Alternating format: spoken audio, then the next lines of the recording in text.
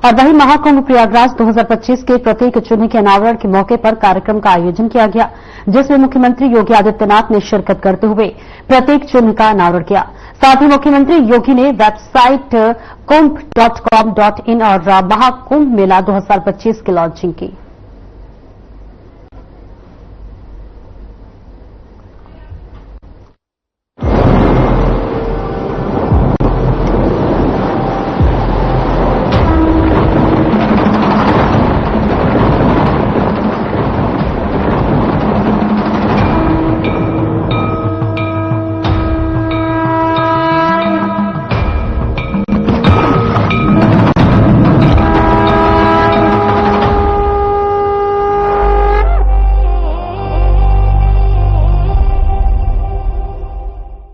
केंद्र और राज्य सरकार से जुड़ी हुई संस्थाओं को, स्थानीय प्रशासन और शासन से जुड़े हुए विभिन्न विभागों को मिलकर के इन सभी कार्यों को व्यवस्थित रूप से समयबद्ध तरीके से आगे बढ़ाना है।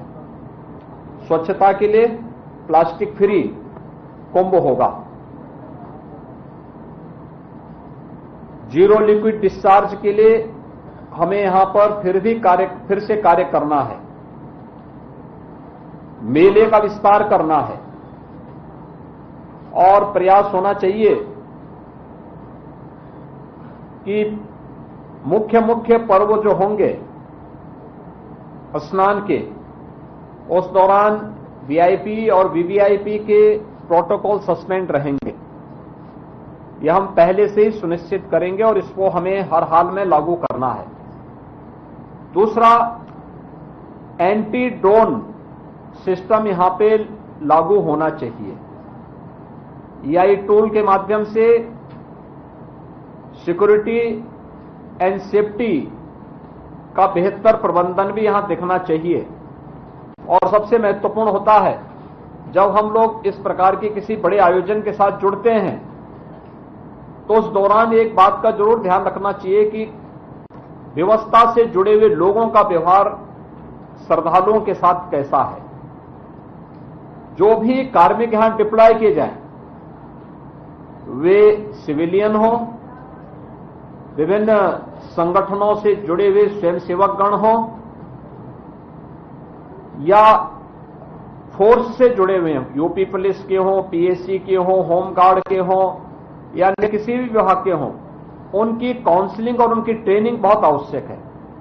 कैसा व्यवहार हमारा होना चाहिए पब्लिक के साथ में, श्रद्धालुओं के साथ में। यहां पे श्रद्धालु आएंगे, उन श्रद्धालुओं के साथ हमारा व्यवहार कैसे होना चाहिए, ये ट्रेनिंग प्रयागराज कुंभ 2019 ने इस मामले में बहुत अच्छा कार्य किया था और मैं उस समय की टीम को धन्यवाद दूंगा कि उन्होंने बहुत अच्छे ढंग से सारे कार्यक्रमों को किया था।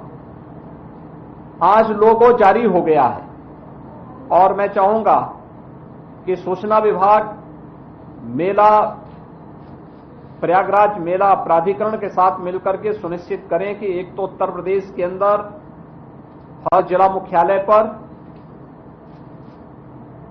हर रेलवे स्टेशन पर, देश के हर एयरपोर्ट पर और अन्य प्राइम लोकेशन पर प्रयागराज महाकुंभ 2025 का ये लोगो अब वहां पर हमें डिस्प्ले करना चाहिए, ये आ जाना चाहिए। पॉजिटिव चर्चा को हम आगे बढ़ाएं, नेगेटिविटी के लिए कोई स्थान नहीं होना चाहिए। याद रखना कि हमारे पास तैयारी 2019 से बड़ी है। बरसात 2019 की तुलना में 1 महीने आगे तक चली है, तो इसका मतलब हमारा कार्य 1 महीने बैक चल रहा है। इसको हमें अतिरिक्त मैन पावर देकर के इसको हमें व्यवस्थित रूप से आगे और समयबद्ध तरीके से आगे बढ़ा देना है। इसके साथ ही प्रयागराज के अंदर जो मैंने पहले कहा, एक कुंभ का दायरा बढ़ रहा है, काफी दूरी तक जाएगा। हमारा प्रयास होना चाहिए कि जहां पे कुंभ का दायरा जहां जा रहा है वहां पे हम लोग बैरिकेड करें और वहां पे हमारी शेड लगनी चाहिए, टीन शेड लगा करके ऊंचा एगो बना लें और आने जाने की ही व्यवस्था करें, क्योंकि फ्रीक्वेंट बाहरी लोगों का या बाहरी किसी भी ऐसे तत्वों का घुसपैठ न हो जो सुरक्षा के लिए किसी के साथ खिलवाड़ कर सके।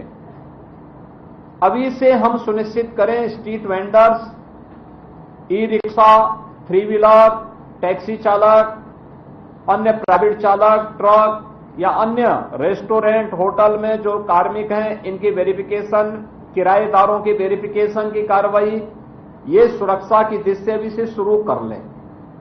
सीसीटीवी कैमरा हमने ऑपरेशन त्रिनेत्र के अंतर्गत सेफ सिटी में यह निजी भागीदारी के माध्यम से भी, लोगों के सहयोग से भी लगाया था, विभिन्न संस्थाओं के सहयोग से भी सीसीटीवी कैमरे हम लोगों ने लगाए थे। हमारा प्रयास होना चाहिए कि ये सभी क्रियाशील होते हुए दिखाई देने चाहिए। रेलवे के साथ, सिविल एविएशन विभाग के साथ में, एनएचएआई के साथ में, भारत सरकार से जुड़ी हुई जितनी भी अन्य संस्थाएं हैं, उन सब के साथ भी हमारा एक बेहतर तालमेल रहना चाहिए।